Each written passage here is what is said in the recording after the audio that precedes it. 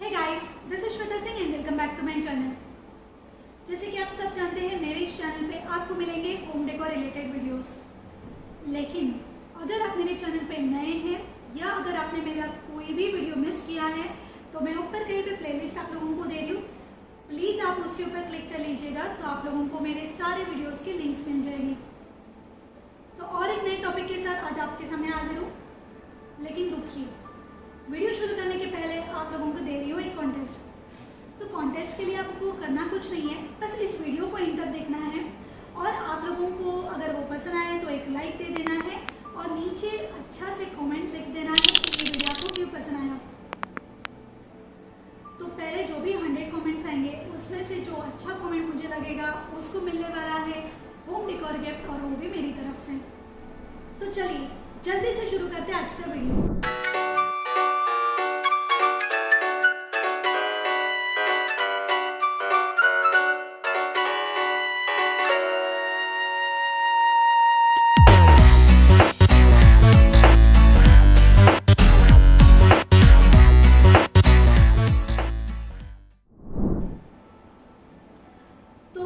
ये है वो प्रोडक्ट जिसके बारे में मैं आज आपके साथ बात करने वाली हूँ। तो ये प्रोडक्ट क्या है, क्यों यूज़ किया जाता है, किसके लिए यूज़ किया जाता है, इसको क्या बोलते हैं, इसके बेनिफिट्स क्या है, इसकी प्राइसिंग क्या है, सारी चीज़ें मैं आप लोगों के साथ शेयर करने वाली हूँ। तो इसको बेसिकली बोला जाता है कोकोपीट।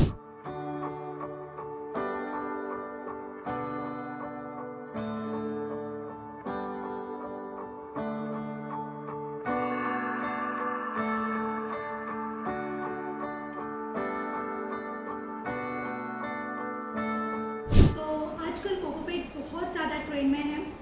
जो भी मेरे फ्रेंड्स गार्डनिंग करते हैं उनको इस प्रोडक्ट के बारे में ज़रूर पता होगा, लेकिन अगर आपको पता नहीं है तो आपको इस वीडियो में वो सारी इन्फॉर्मेशन मिलने वाली है।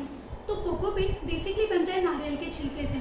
नारियल के छिलके को अच्छे से ग्राइंड करके हाई प्रेशर में कंप्रेस करके इसे ब्रिक्स बनाई जाती है। ये ब्रिक्स आपको 1 kg से लेकर 10 kg के बीच में मिलती है और इन ब्रिक्स को आप ऑनलाइन भी परचेस कर सकते हो या अपने घर के आजू बाजू में जो भी नर्सरीज है वहाँ से भी परचेस कर सकते हो। तो मैंने बेसिकली ये ब्रिक परचेस किया था पुणे के नर्सरी शॉप से और इसकी कॉस्टिंग मुझे पड़ी थी 200 रुपीज़। बारिश में मेरे प्लांट्स कितने सुंदर लग रहे हैं। तो इन सारे प्लांट्स में मैंने यूज़ किया है कोकोपीट। और अब बढ़ते हैं इस मिट्टी के गमले की तरफ। तो आप यहाँ पे देख सकते हैं मिट्टी के गमले में प्रॉब्लम क्या होती है कि जब आप वाटरिंग करते हो तो धीरे धीरे इसकी जो मिट्टी है वो दबना शुरू हो जाती है। उससे प्रॉब्लम ये होती है कि जो प्लांट के रूट्स होते हैं उसको फैलने में भी प्रॉब्लम्स होती है। और मेंटेनेंस के लिए जब आप इस मिट्टी को लूज़ करना चाहते हो तो भी थोड़ा डिफ़िकल्ट पड़ता है। और ऑब्वियसली मिट्टी का गमला होने के कारण एक जगह से दूसरी जगह पे मूव करना भी डिफ़िकल्ट हो जाता है।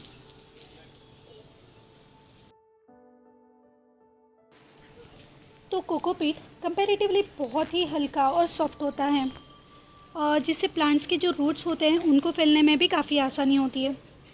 कोकोपीट में वाटर होल्डिंग कैपेसिटी अच्छी होती है। इसके अलावा अगर आप सीड जर्मिनेशन करना चाहते हैं, अगर आप प्रोपगेशन करना चाहते हैं तो भी आपको उसके अच्छे रिजल्ट्स मिल पाएंगे। बस आपको एक चीज़ का ध्यान रखना है कि कोकोपीट में अपने कोई न्यूट्रिएंट्स नहीं होते हैं।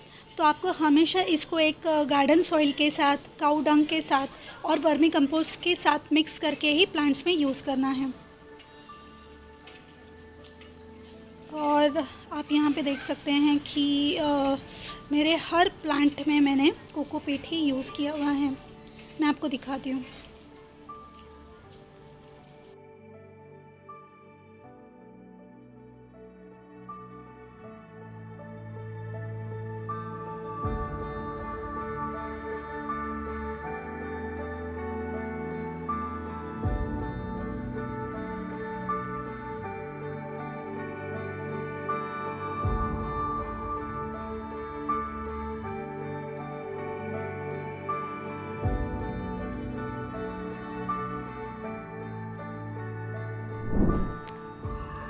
कोकोपीट को प्लांट्स में डालने के पहले हमें इसको अच्छे से पानी में भिगो देना है तो यहाँ पे आप देख सकते हैं मैंने जो बकेट में पानी लिया है वो नॉर्मल टैप वाटर है, आपको गर्म पानी लेने की ज़रूरत नहीं है।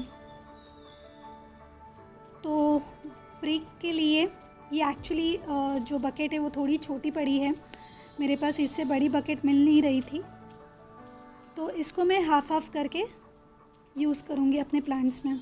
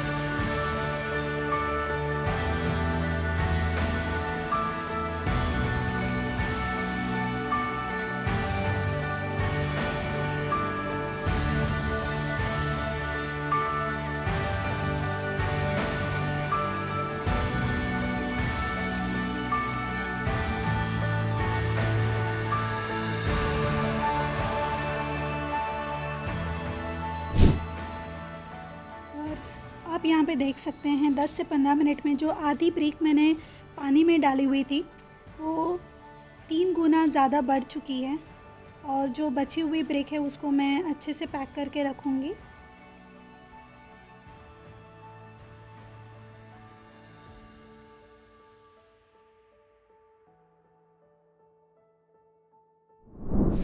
आई होप आज का ये वीडियो आप लोगों को पसंद आया होगा।